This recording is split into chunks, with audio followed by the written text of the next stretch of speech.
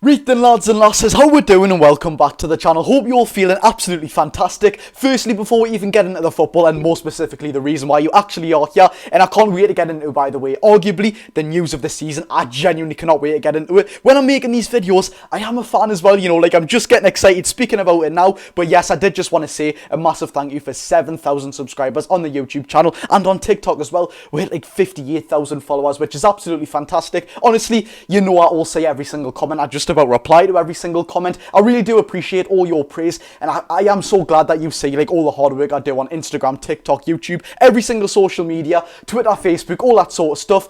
And this is more of a community-based channel. It's not just Jody, Josh, Bang, and all of you are watchers. It's me. I'm on the same level as you. Yeah, we are all a community. We're all coming to these videos and share our thoughts on Newcastle United, which brings us fantastically onto the news that we've been given today by Telegraph Football. Newcastle United are set to stay at St James's Park.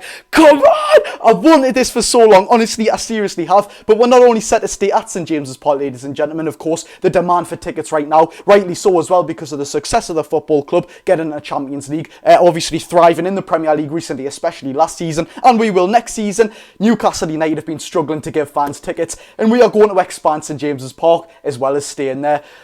Music to my ears. I never ever wanted to move away from St James's Park. We'll take a look into moving away and what actually could happen if we were to move away. We're not, by the way. We are staying at St James's Park. But we'll take a look at all the news that we have been given today. So stay tuned, ladies and gentlemen, because there is quite a bit. If you do enjoy this video, hit that like button. And of course, if you want, you're around here, subscribe, get the notification bells turned on, and let me know down below, are you happy with staying at St James's Park? I can guarantee the majority of people are, but if you're not, there's no shame in disagreeing with anyone. Let me know down below. Let's get into the video. But no messing about here, lads and lasses. Honestly, normally I have videos where it's sort of on the right to my laptop and I've got everything written down, what I'm going to say, editing and all that sort of stuff. This is just completely Jody Josh, buzzing off the news. Complete fan zone sort of mentality here. But yes, look, let's cut the crap, let's get straight into it. Newcastle United are set to stay at St James's Park rather than building and modelling a complete new stadium, moving away from what is and what has been our home for 132 years. We've been through St James's through the ages, through the bad times in the second tier of English football, to Champions League heights, to Europa League nights, to relegation fights, but we are here to stay at St James's Park.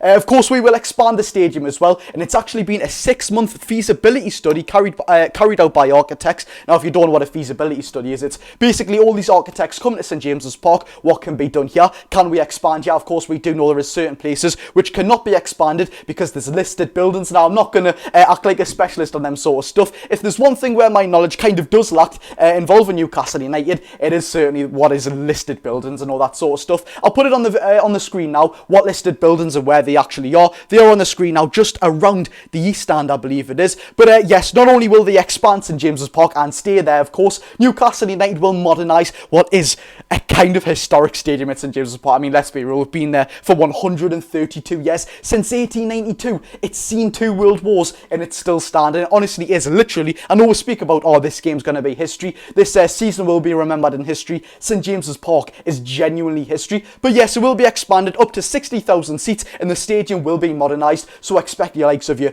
food and drinks, for example. That will be one of the least amount of things. But then prices will go up, of course, if they are spending millions and millions of pounds on upgrading the stadium. They've got to get money elsewhere, which of course they will get money elsewhere. But the main sort of factor to get that money back is getting it back where they sort of have put the money in. All that sort of prices, in-game match fees, I believe it is called, will go up, match day revenue, so to speak. And more stuff like your hospitalities, your sort of platinum club area, them sort of stuff, there'll be more of them and they will be upgraded in price as well. It's not what us Newcastle United fans sort of like, of course, the rich life sort of watching a football sitting in your warmed up seats with a nice hot chocolate. We just like to go to the match, have a few beers and watch Newcastle United absolutely dominate teams. But no, look, that sort of stuff will, in a financial aspect, when we are so heavily restricted by financial fair play, you can't really blame the club for doing that at all. Best of luck for them doing all that sort of stuff. All I care about is that we are staying at St James's Park. Now, the article by Telegraph Football has also said that we are staying. Don't worry, we are 100% staying at St James's Park. But if we were to move, these are the potential alternatives that we could have moved. moved to, of course, that's not going to happen, but we might as well take a look, because I like getting pretty curious in this sort of stuff. So we could have moved to the banks of the River Tyne. Now, this is near the Metro Radio Arena. There is a lot of land there, actually, so I don't think it would have been pretty ideal. It's more so Gateshead than Newcastle. I think it is still classed as Newcastle upon Tyne, but it's certainly going over at Gateshead. I mean, Gateshead bus station is just right there as well. But also, the other alternative was to go to Leazes Park. There is fields and fields of green over in Leazes Park, but you can't replace St James's Park, can you? This is why you can't replace St James's Park. Let's take a look. Now, I could go on for days and days and days why we have to stay at St James's Park, and I know some people genuinely are like, well, no, I want to move away to a 100,000 seater stadium. I can't get a ticket, so move. You can't be that naive. This has been, yet again, 132 years of history. We've been through relegation fights to Champions League nights. We are staying here. This is home, and it will get expanded as well, and we will get on to how it is kind of unfair on people who can't get tickets and what kind of can be resolved. But this is why St James's Park is a fantastic stadium, and why it is, yet again, so unique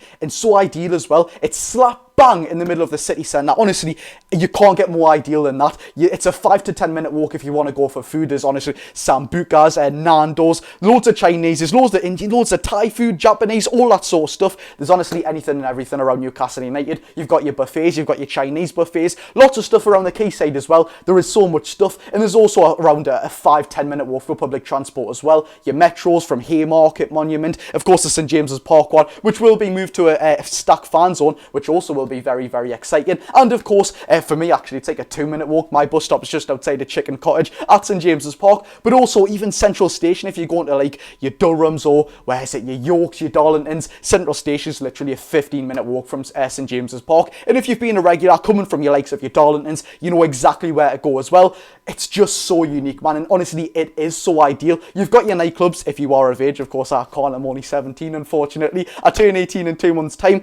Straight after the game, for example, the perfect scenario was slap Paris Saint-Germain 4-1 on an 8 p.m. kickoff. You're going straight out of town after that game, aren't you? Nothing's stopping you there. And from another aspect, which I don't quite like to look at it because I never sort of like speaking into what the controversial terms of our ownership is, but many fans do say we have sold our soul as Newcastle United fans. Now, personally, I will never ever agree with that statement. I might be a little bit naive because I am a Newcastle United fan, but look, we've always been a massive, massive club. Yes, we've spent years in the second tier, but this club was a sleeping giant for many, many years. We still packed out 50,000 seats in that stadium in the Championship. And not only that, a soulless and ambitionless team in the Premier League as well. We just wanted to see a team that would try. We're still packed out that stadium at St James's Park. We've always been a massive team, so I'd never ever say we kind of have sold our soul because we were some sort of scrub sitting away in the Championship, for example. Then we got brought to all of this, which I've never seen before. We've had the likes of Peter Beardsley, Alan Shearer, who've played in Champions League before, Europa League, even under Mike Ashley. That kind of shows the direction where we were going into. Kevin Keegan, Sir Bobby Robson, the list goes on, ladies and gentlemen. So we've never ever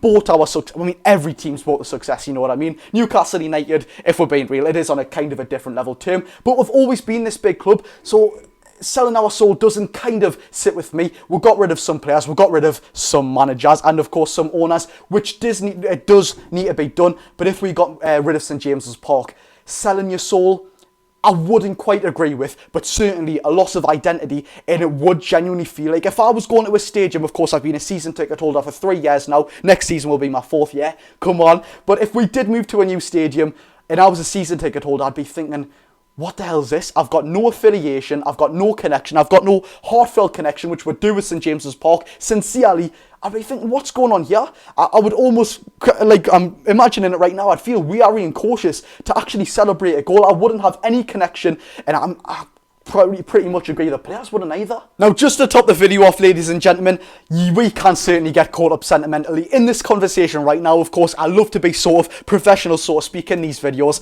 but I certainly am getting caught up in the fan sort of act here, and of course the sentimental act. But one thing we will never ever do, even with getting sort of dragged in by sentimentality, we will never move from St James's Park. I can't explain why we wouldn't. I know certain fans will get angry and say, oh, well, I've been a member, I can't get tickets for St James's Park, and many fans will say back to them, not myself personally, oh, you should have been there when we were crap. To be fair, I did get a season ticket, absolutely no bother. There was a fair few season tickets out there, and the 2 seasons prior, we give away nearly 30,000 or 20,000 free half-season tickets, which you could have got your hands on one there. That's all I'm saying. But I know certain people in them sort of times, they might have been in hard times, for example. They might not have had the money because season tickets, they are certainly very, very expensive. You can pay from your likes of direct debit and all that sort of stuff, but you might just not have fancied it, and that's completely fine. You might have been, 6 years old at the time. When I got mine, I was 14 years old, so I did get it quite young, to be fair, but still, certain people didn't get it for many reasons. We can't just say they were glory hunters, so to speak, but yet again,